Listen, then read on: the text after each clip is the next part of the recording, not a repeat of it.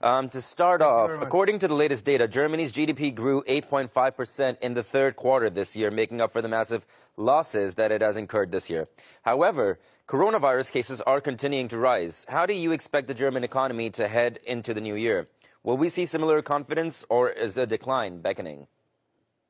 There are conflicting messages on the German economy. On one side, we see that the confidence of businesses and the expectations of businesses are decent, actually positive, if we look at the IFO expectations. However, the fourth quarter is going to be a very difficult one.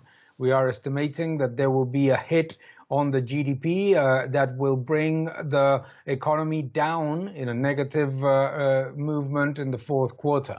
Therefore, the first quarter of 2021 will be challenging because there's a number of factors that are coming in. The first one is the problem of solvency of many companies, the end of the furlough job schemes, and also moderation in the path of recovery of other European Union countries. All of those reduce the potential of growth of the German economy. However, it is true that the German economy is performing better than the worst estimates were indicating. Now, Canada has successfully concluded talks on the Transitional Trade Continuity Agreement with the United Kingdom. How important is it for both sides to reach an agreement when the United Kingdom at the same time is having many difficulty in negotiations with partners in Brussels? I think it is capital. It's absolutely crucial to see that there are bilateral agreements being signed quickly and efficiently in terms that are mutually beneficial for both parties, because this sets the tone of what the negotiation with the European Union should be. So I think that for the UK, it's a big sign of relief that we see an agreement signed with Canada. And it's obviously going to help both countries because it's actually very, very positive for both economies. But it's also a sign that the negotiations with the European Union should be faster, that they should get more efficient, and that there should be a more effective approach to the bilateral agreements so that the Brexit process doesn't end up hurting both the European Union economy and obviously the UK.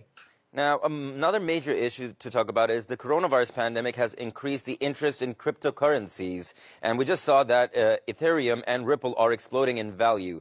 So is this pointing towards a new shift, do you think, and a new dynamic that we'll witness in the post-coronavirus era, perhaps? It is very interesting what we're seeing with cryptocurrencies. And it's basically a response to the massive monetary policy actions that governments and central banks have implemented all over the world. We have seen a gigantic increase in debt all over the world, about $15 trillion increase in debt. We have seen that the balance sheet of the European Central Bank, the Bank of Japan, the Federal Reserve are rising dramatically as a response to that. And cryptocurrencies are reacting to that because many investors globally look at cryptocurrencies a bit like gold as some form of protection against fiat currency debasement. So I think it's very interesting, but obviously investors should be extremely aware of the fact that cryptocurrencies are very volatile. So you cannot expect them only to go one way. Absolutely.